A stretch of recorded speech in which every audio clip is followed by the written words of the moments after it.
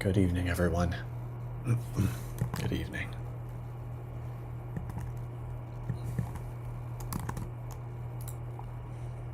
Today I am releasing this live stream where I will be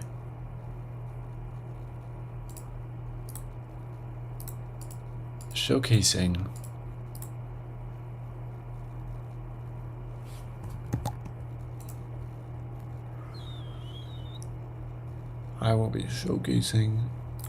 my favorite games recently. And that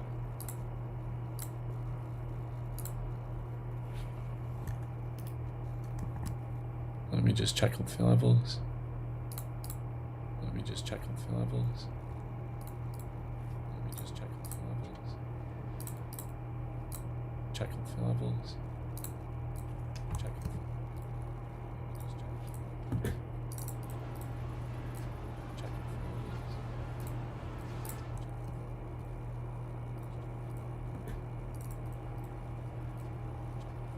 Okay, so today I am going to be showcasing some replays that I have played in the last few weeks, and they're in various game modes, from pubs, uprising, burning games, and they are some of my favorite games that I've played recently, just for a variety of reasons, because honestly I like this game.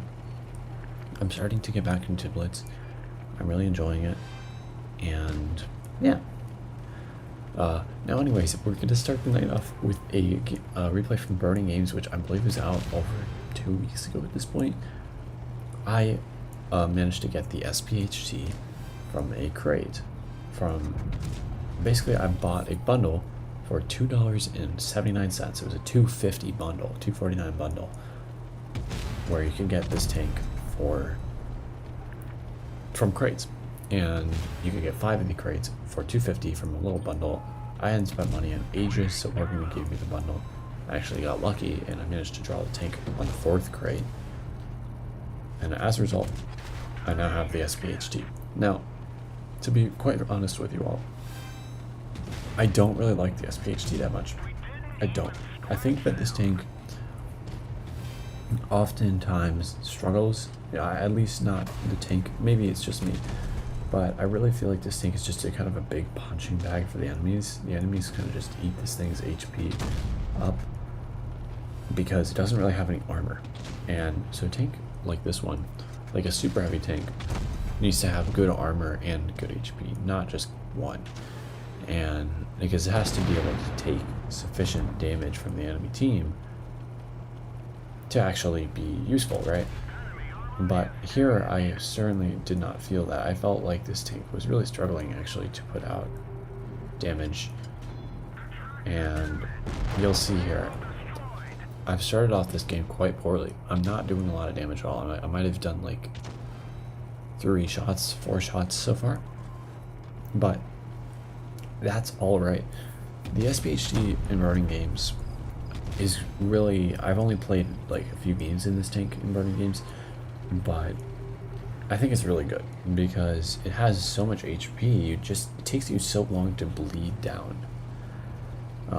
Even if, like, for example, you're playing supremacy battles and the enemies have like a bunch of different caps, this tank takes forever to bleed down the HP. So over time, enemies will lose so much HP. They'll lose most of their HP. They'll be on like a 1-shot for you, but you'll be on like a 3 or 4-shot for them still, because it just takes you so much longer to bleed your HP.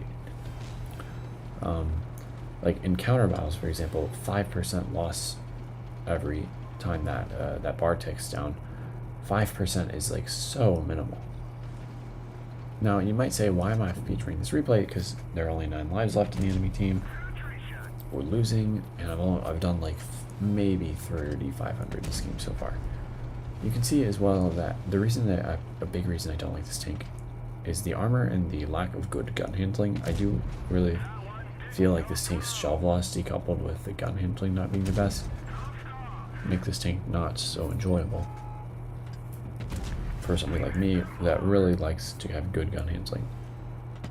But yeah, I mean, you can see so many shots in this battle have been totally just a bit misplaced just because of this tank just not having the best gun handling. Quite not the best gun handling, but just the shell velocity being kind of subpar. That said, I managed to get the clear on the Ho-Ri, and that's crucial because he was a dangerous target. Obviously with crazy DPM on his second life and infinite penetration against a tank with virtually no armor, this tank is really good. The Ho-Ri is really strong. Managed to put one shot into the 60 TP, and then I hit his outside tracks, not dealing any damage. I'm recognizing now that this doesn't have to be, we don't have to play this out too aggressively because we still have 4.5 minutes left in this game and it's only 5 against 5. But at the same time, I want damage. I've had a shitty game. I've only done like 6,000 damage here, and I'm really feeling like, wow, I should push in and I should use my HP. If we look at our team, you can see most of our team has done not that much damage this game. Or is on only 300. I didn't mean that. I actually meant 300 HP. But you'll see here, BC-75 skyscraping, he makes a tiny error against us. And ooh, I mean, just look at that, dude. We hit him right in the ammo rack. He over-angles it for just a moment and gives me the ammo rack for virtually all of his health. And now we're at 4 versus 4. The enemies have one tank with a double life.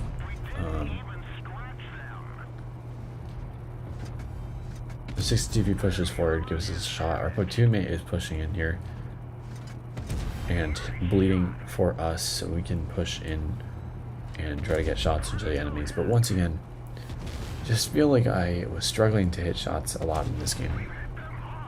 But the sheer HP of this tank means that it doesn't really, like, I don't even have to worry, honestly. Like, the sheer HP pool of this vehicle means that I often don't have to worry about taking a lot of damage.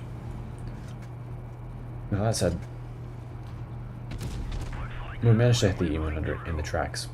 You know, not dealing damage, but then I realized that actually this guy doesn't have a repair kit. I can just keep perma-tracking here. Our teammate heals me, and I'm guaranteed to get the clear in the next shot here. Now I managed to put in that final clear for 5 kills, I believe. And damage counter in burning games is a little bit inaccurate, very inaccurate actually. We only did 12,500 here. But I say only, it was a huge game.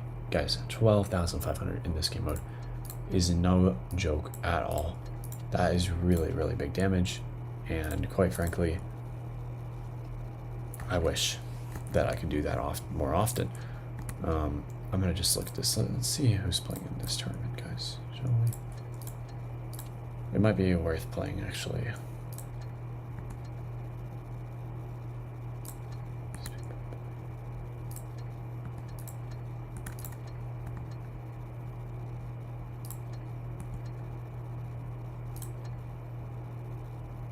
This is going to take me a little bit of time.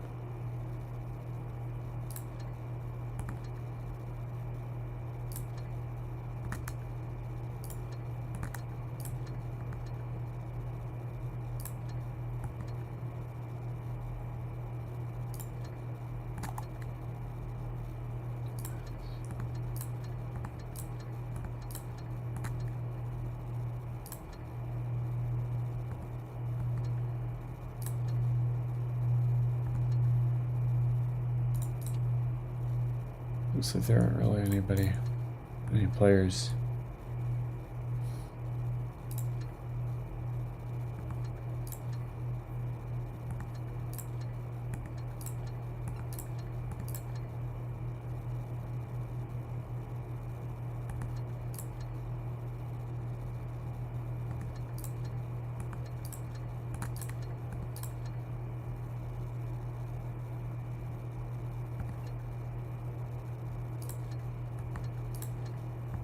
Seems like there aren't really many good teams in this tournament. That's good. This one could be good. Is that a reroll? Oh, this is not a reroll. Oh, this guy's good as hell, actually. I mean, his career doesn't show it, but he's a good player. 384 games in the last year and almost 80% win rate.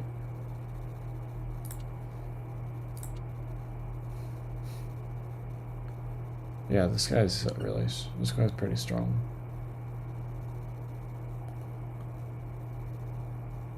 Like this tank, oh, he seal clubs at like tier 9. That's actually really interesting. He seal clubs at like tier 9 and tier 8. He must be playing in platoon for these win rates, because the damages are kind of low, but the win rates are really high. Anyways, enough of that. That's the SPHT for you guys. I think is really, really strong. 12.5k damage without even breaking a sweat. The tank is really, really good. Now, obviously, that was one game where we just absolutely carried our team. And we were at the front. We weren't at the front the whole time, but we were really playing when we needed to an aggressive role in the battlefield. Otherwise, we were mostly just kind of playing support, healing our teammate, and that made it go really well for us. But next battle is quite different. This time we're not in a heavy tank, we don't have a lot of HP, and we're on a very, very big map, Dead Rail, which is one of those maps where where light tanks are actually really strong. But this is Mad Games, so anything can happen, right? We look at the lineup, the enemies have no rammer tanks. So that means that me and my platoon mate and I, who are both in Panzerwagons, can play this quite a bit more aggressively than I would have if there were rammer tanks. Now the Foch, I know, has only fired one shot at the clip, but our platoon mate hits him with an Irradiator, and then he gets cleared by me. Now, the BZ-75 gets full HP MRI right in front of my eyes, but so this is already looking like a strong game for us. Our team is mostly over here on the right side of the map, but they are not on, and the enemies are pretty much this way as well. Now, I was going to cap the base, but I saw that we were winning by such a, I saw that pushing on this mouse here could give us a good opportunity to use the Irradiator on him. That said, I actually ended up bouncing both of my shots on him, and instead I'm just going to shoot the Object 268 for the damage. Now here, I'm alright with trading with the mouse because I know I can put in several shots for each one of his, but the 268 poking gives me more ideas of hitting him. The mouse gets like healed by his teammate. I put in a shot. I'm not going to irradiate since I figure I'm not going to be able to put more than one shot in here. But this is again why I use the Ret Cal on this vehicle, because doing stuff like that with this tank would not be possible without Ret Cal. The thing is, the enemies have a one tank B183, healing them repeatedly. Now, I make a good play here. I know that I'm going to take another shot from the WZ, so I pull out and I make sure to get a shot into him to bring him to a one shot. Now, I didn't use the Irradiator there because I wasn't guaranteed to get the clear with that shot. This tank doesn't quite have the alpha sometimes to get clear in one shot like that.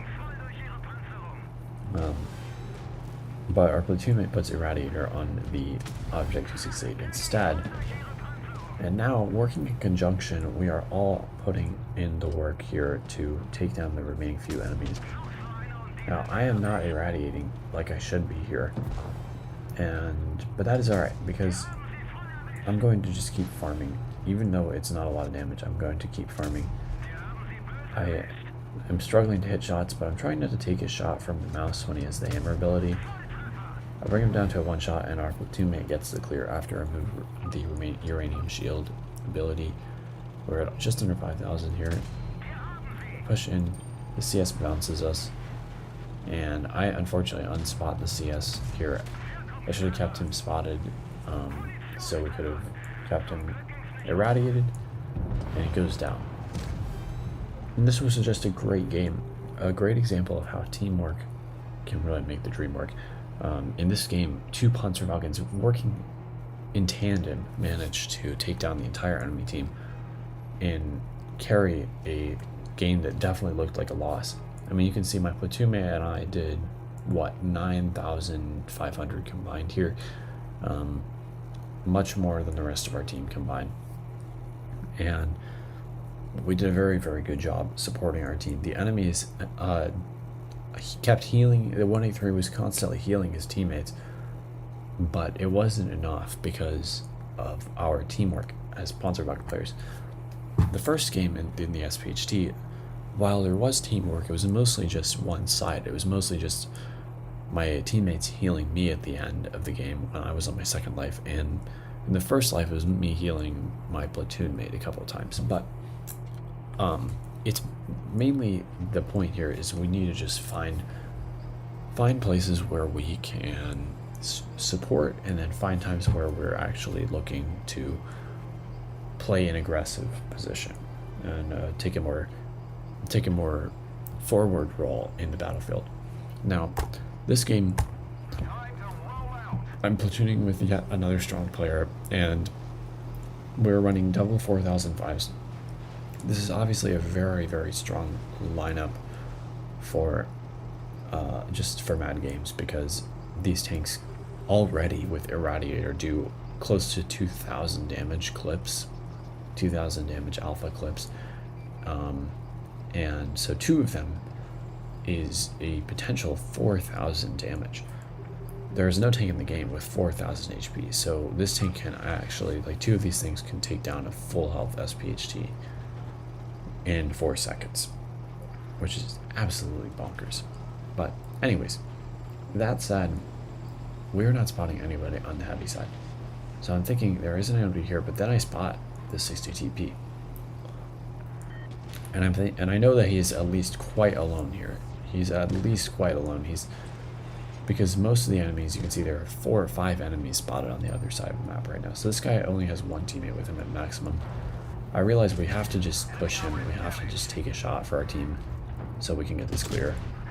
And we managed to do 21-15 with that 1 clip into him. I know our teammates are going to heal us anyways, so that's why I'm alright with taking the shots. But at this point, I'm realizing that since our platoon mate doesn't clear him, somehow manages to only roll 411 on the clear, it ends up not happening. Our platoon mate gets the ram clear though. Now anyways, we're losing 4-6, we're down a base, and we're down a lot of points. Our concept is in a very poor position, and if we lose him as the healer on this team, we could be in dire straits. Now that said, the really great thing about the 4005 that we're going to abuse here is the saboteur system ability, the passive ability on the 4005. Basically makes it so that when you become unspotted for the enemies, you become unspotted instantly. And it also means that when you are spotted, you know instantly, instead of having to wait for the 3-second cooldown. And that means that when that leopard started ramming us, I knew immediately that he was ramming us. I knew, I knew immediately that we were getting pushed by the other leopard here because my saboteur system activated when he went invis. Now that said, it didn't give me enough to prepare for him to just YOLO like that, but it was really, really good information still. And saboteur system is very strong in this tank. It means that you can kind of just poke out and just nuke people for all their HP and then pull back into cover, and you can do that kind of repeatedly to put out really solid numbers. Right now the 183 doesn't even know where I am, and I'm going to put 1 into him, and then our teammate clears him from behind me. And this wasn't a particularly high damage game for the 4005. I just selected it because it was a very big carry from the 2 of us. I mean, total we did, again, just under 10,000 damage. We killed the entire enemy team and did just under 10,000 damage, bringing back a 4 versus 6 and a huge cap deficit. And that's the kind of thing you can do with good focus firing, good teamwork. It's something that is tough to do in normal battles, but you can do it with a platoon mate, and you can really, you can make stuff work really, really well if you're smart. Now that said, we are now on Dynasty's Pearl, and we are going to play towards probably the medium side here, because that's what our team is doing. The thing about this tank is you always pretty much want to go with your team. You don't want to, at the start of the game, you want to play with your team. And that's because this tank really, you want to see where the enemies are kind of before you actually take any big risks. Now there I managed to put a big shot into the Sheridan missile for 1100. But I'm starting to realize that I don't really like the positioning anymore. And I don't have a lot of healers, so I back off. Our only healer on this team, well, one of the two in the Caro has just died. So now I'm seeing that and I'm thinking, wow, we're actually quite a disadvantage here. And I put on my Irradiator ability, and I do manage to hit the 4005, but I didn't hit him with the Irradiator shot. So he's only taken about 560 to 600 damage there. Far less than I was hoping. Now that said, I'm seeing that the 50B and the 60TP are rotating over towards this corner, trying to flank us, and I want to prevent that. Now the enemies definitely do not know that I'm here. They are not spotted, and now I'm spotted, so they now know that I'm here. The 1-2-B is spotting me from mid, but the 60TP pokes out anyways. It gives me a free shot of damage. The 50B is really trying it, and he pokes out sideways for some reason. Must not realize that I'm not reloaded, and takes a big 1300 in the side corner for it. And now I'm just kind of assuming that our teammates in the corner are going to be able to hold that and eventually clear those two one-shot tanks. That said, we are losing 4-5 once again here. So I need to hit some shots, but I am struggling. The 1-2-B manages to get one bounce from me.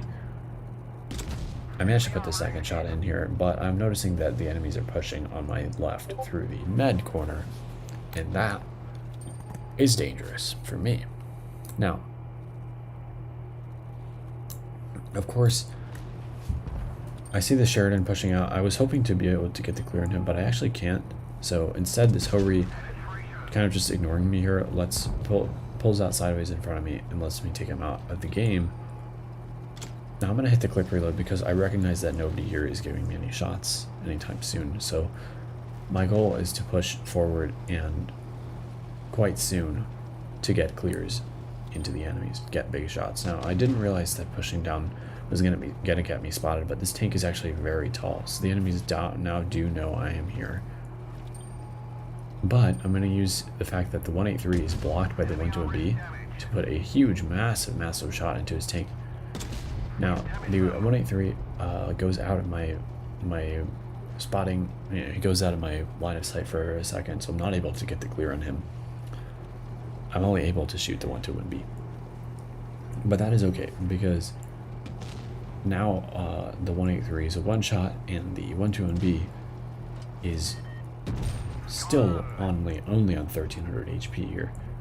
Now, I could push forward and get more damage into him, but he manages to give me a shot here. I just couldn't quite hit that one.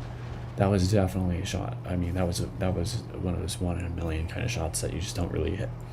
But that said, I'm gonna keep going. Our gorilla manages to actually take out the Sheridan missile, but he ends up dying. So now it's just 2 against 1. The enemies have 800 caps. We're not really worried about losing on bases. I know where the 1-2-B is now, so I'm certain that I can get at least one shot into him, and then I can get the bases. The 1-2-B gives me one shot there, but he's driving away. Now we're both unspotted, so we both are unspotted right now. He doesn't know where I am,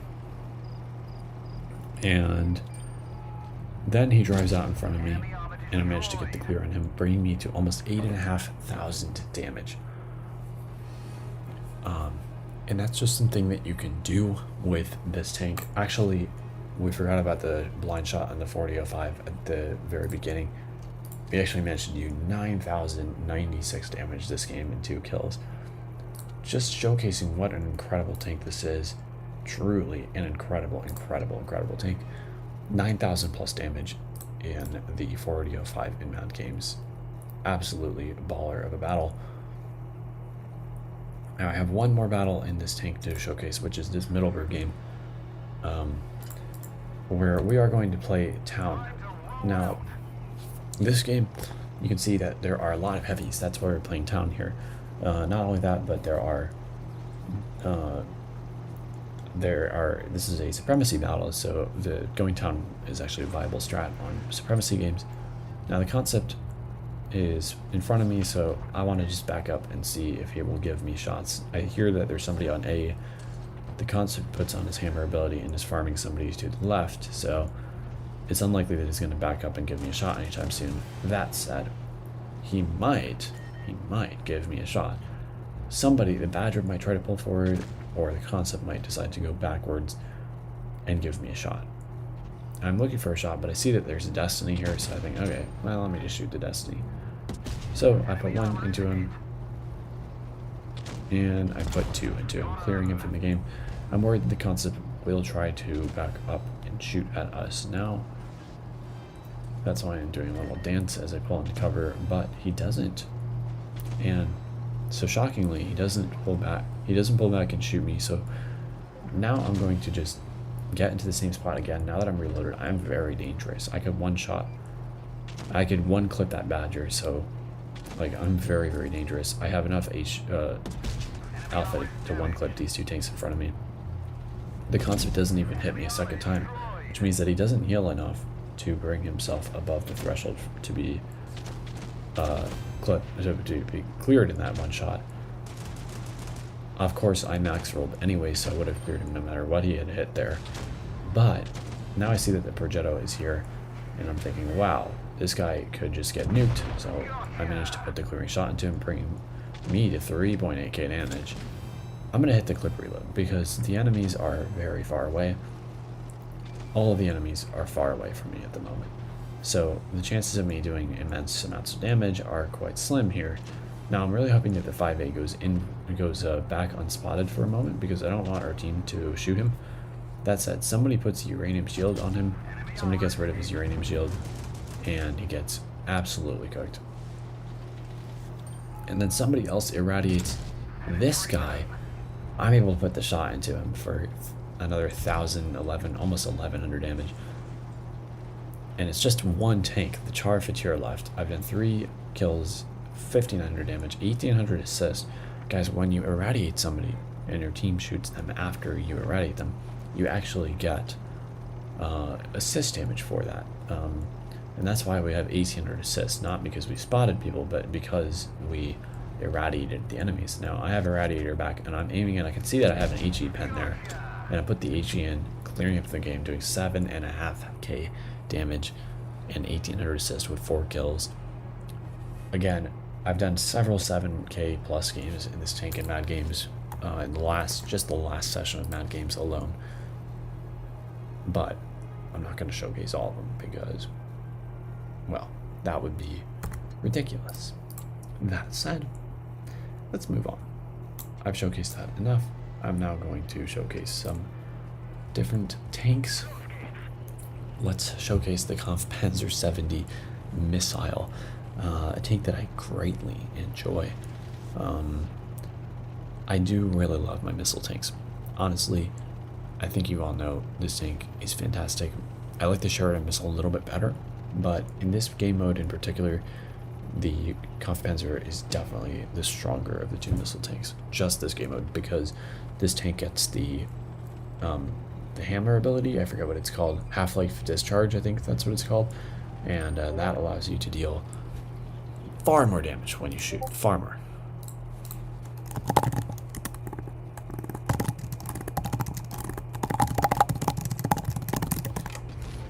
Now, sorry about that. I'm going to play a tournament actually, so we're going to put this on pause. But that said, we put in already a 691 shot of damage. I got healed there, so that means I penned that shot as well, which means I'm probably sitting at somewhere around 1400 damage at this point. That said, the Object 260 has been like full healed by his team, so we don't really see how much damage we dealt there. But we're just going to keep firing, and we have no reason to move since the enemies are still giving us shots of damage at this point.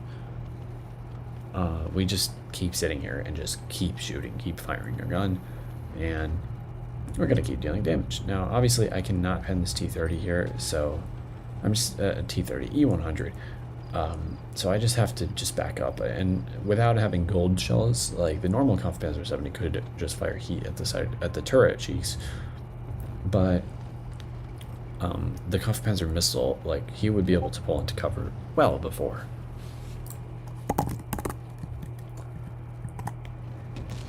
He would be able to pull into cover well before I was ready, basically.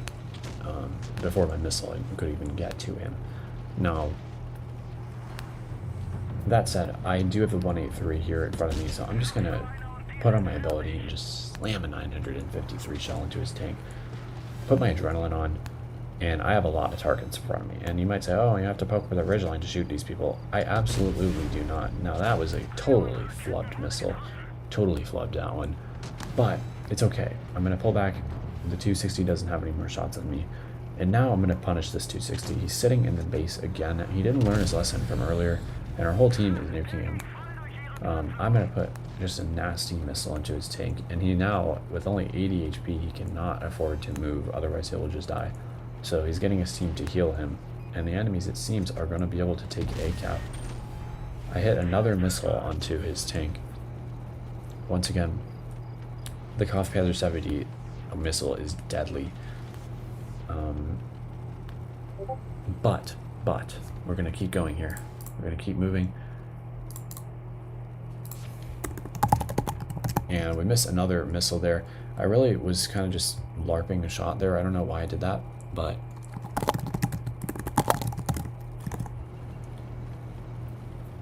it's no worries. We have the IS-4 driving out in front of us. He gets irradiated. I shoot him in the fuel tank, so he takes 1,600 damage.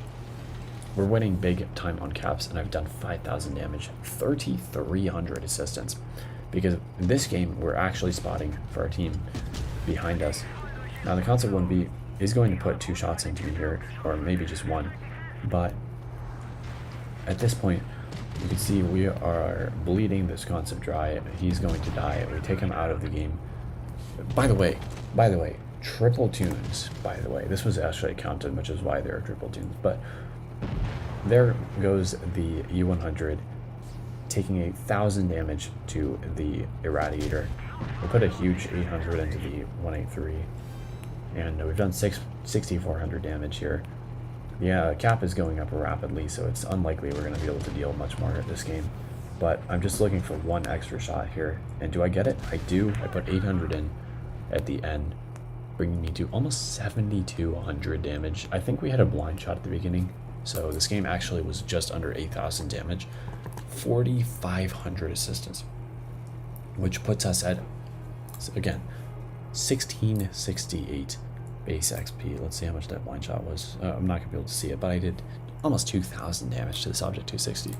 So wild stuff. Wild stuff.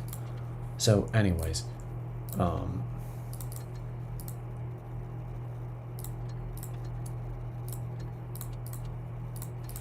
going to play the tournament. I will be back, and I hope to see you all later. Bye.